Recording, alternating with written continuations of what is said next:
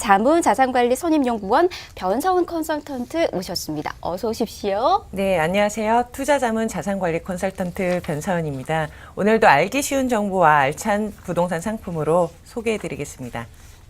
변서은 전문가와 함께 이 이야기도 좀 나눠보면 좋을 것 같아요. 대표적인 재건축 아파트는 어떤 것들이 있는지도 좀 보면 좋을 것 같은데 재건축 아파트도 좀 많이 있잖아요. 네. 대표적인 곳들은 어디 있을까요? 우선 한국에서 최초로 단지 형태로 이제 건설된 아파트는 네. 1962년 준공된 서울의 마포 아파트인데요. 이제 재밌는 것은 마포 아파트 재건축 조합 역시 한국에서 최초로 만들어진 재건축 조합이라는 사실입니다. 네. 91년 철거를 시작한 마포 아파트는 각 동마다 엘리베이터를 설치하기 시작했고 3차층 규모의 이제 개별 난방을 했던 종합 아파트와는 차원이 달랐죠. 네. 이 전통 가옥의 흔적인 온돌마루가 완전히 사라지고 서구식 구조를 도입했다는 점도 이제 눈에 띄는데 더 큰 차이점은 처음으로 이 단지 개념을 도입했다는 사실입니다. 이 단순히 주거만을 고려했던 단계를 넘어 대규모 주택용지에 여러 개의 이제 건물을 짓는 아파트 단지로 설계했던 이 마포 아파트. 예, 이게 바로 혁명성인데 요즘은 이제 흔한 단지 안에 공원과 녹지, 운동장 등 이제 커뮤니티 시설과 단지 안에서 쇼핑과 레저, 문화생활을 즐길 수 있던 이 마포 아파트는요, 총 사업비 3억 5,600만 원. 이 중에 정부 지원금과 이제 주공자금이 2억 7,800만 원을 차지하고요. 네. 입주 부담금은 7,800만 원에 불과했습니다. 공적 자금으로 건립된 셈인데 현재 재건축된 이제 아파트는 25평 기준 시세 10억 정도고요. 네. 다음 자료 화면 한번 보시면 반포주공 3단지의 경우에도 1999년 재건축 추진 중인 매입 당시에 이제 3억 2천만 원에 거래가 됐는데 사업 시행 인가 후에 5년 정도 뒤에 관리 처분 계획 인가가 났고요. 네. 본격적으로 재건축 승인이 나면서 이 6억대로 2배가량 올랐죠. 네. 10년이 지난 2008년 일반 분양 당시에 12억, 13억 하던 아파트는 현재 시세 15억에서 16억 정도입니다. 이야, 12억에서 15억에서 16억 그러면 또 몇 배 이상 더 그랬던 오를 수 시절이 있는 있죠. 네, 시절이 또 있었죠. 되지 않을까 네. 싶습니다. 보니까는 예전에 진짜 저도 제 어렸을 때 아파트에 살았을 때만 해도 그냥 단지만 있었던 네, 아파트였거든요. 맞아요. 그것만으로도 참 좋은 아파트 산다.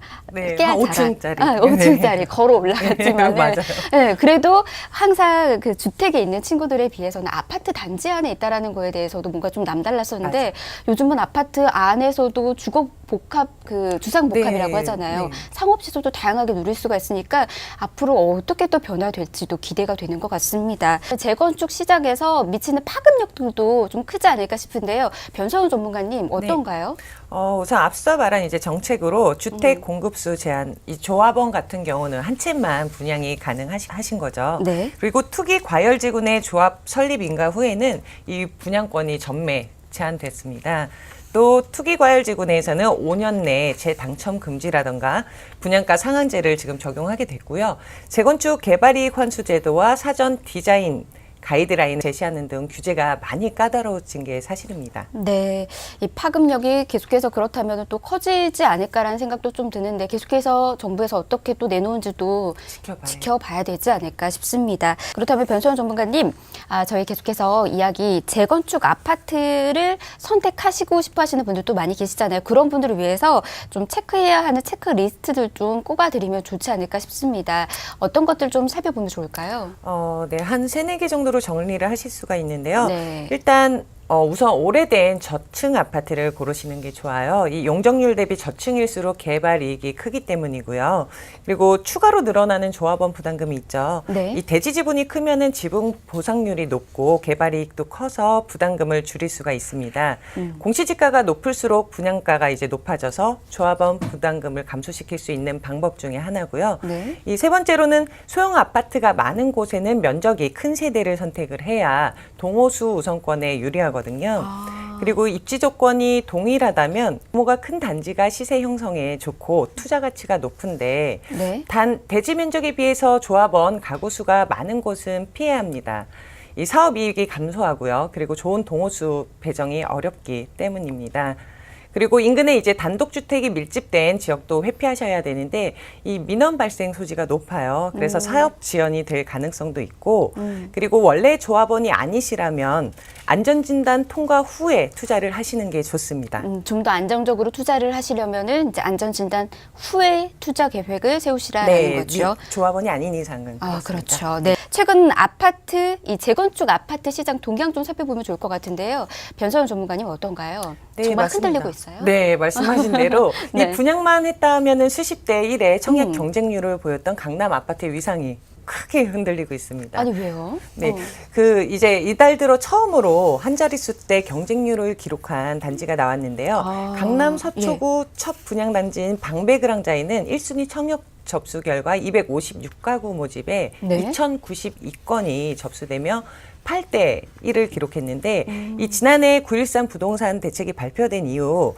강남 재건축 분양 단지 중에 최저 수준의 경쟁률입니다. 네. 참고로 개포 DH자이 같은 경우는 청약률이 90대 1이었으니 비교가 되시겠죠. 90대 1에서 이제는 8대 1 수준이라는 거죠. 네, 그 이유가 있는데 네. 이제 박원순 시장이 지난달 10일 당분간 강남 재건축 인허가를 내주지 않겠다고 입장을 밝혔죠. 네. 강남 재건축은 워낙 이제 대규모 단지고 재건축이 되면은 투기 수요가 가세하기 때문에 이제 이런 발언을 한 것 같은데 네. 음마아파트나 잠실 5단지에 대해 서울시가 집값 상승을 우려한 발언이라고 보여집니다. 네. 이 최근에 정부의 재건축 규제 강도가 높아지면서 재건축 사업의 불확실성이 갈수록 이제 커지는 양상인데 음마아파트나 잠실 5단지 등 대형 재건축 단지들이 이 늘어난 규제에 이러지도 저러지도 지금 못하는 상황에 직면하면서 사업 진척에 많은 어려움을 겪고 있습니다.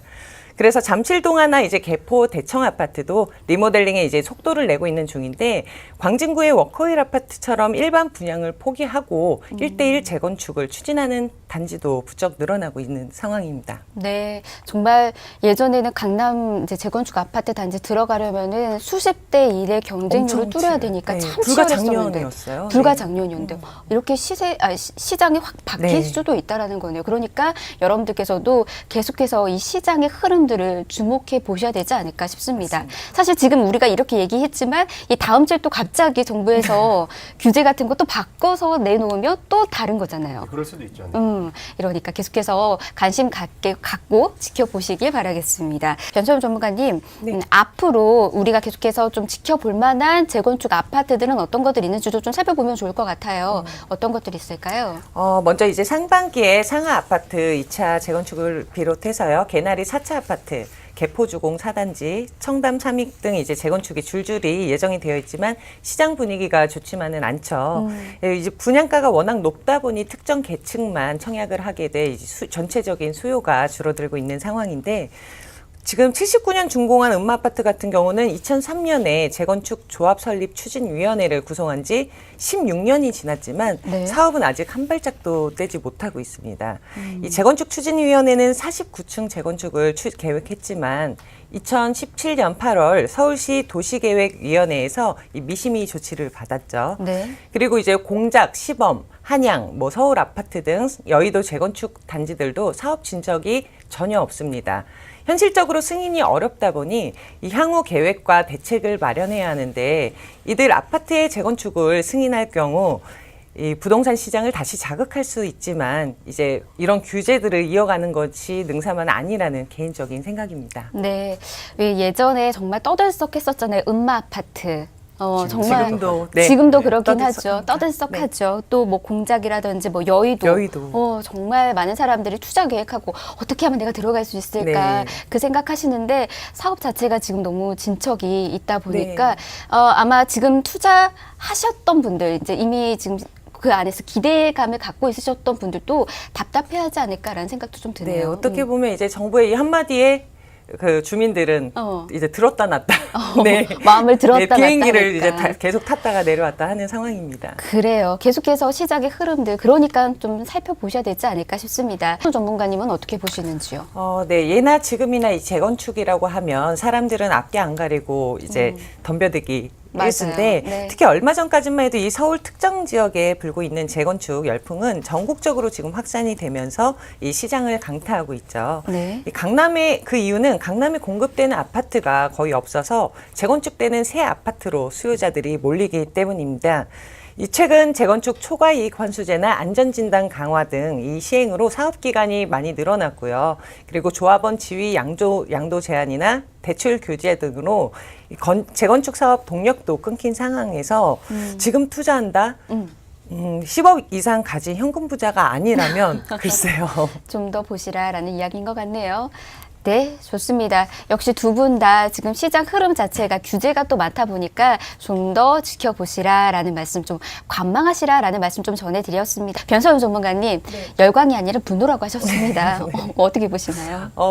일단 그런 이제 원리는 먼저 이 수요와 공급의 원리로 설명을 할 수가 있는데 네. 강남에는 지금 공급되는 아파트 단지가 거의 없어요. 이제 재건축되는 새 아파트로 수요자들이 몰리는 이유죠. 네. 그리고 이 두 번째는 이 가격 상승에 대한 기대감입니다. 이 최장 40년이었던 재건축 아파트 기한이 2015년 법이 개정되면서 30년으로 줄었죠. 네. 그러면서 이제 그 가격 상승에 대한 기대감으로 수요자들이 몰리고 있는 이유고요. 마지막으로는 이 강남 아파트는 서울에서도 가장 고급 주거 단지라는 이미지랑 이 뛰어난 학군과 학원이 밀집돼 있는 교육 환경, 그리고 이 교통과 산업 기능이 집약된 중심지라는 거, 이 학군이 이전되지 않는 이상 강남은 부촌이라는 이미지로 투기는 계속될 것 같습니다. 네, 알겠습니다.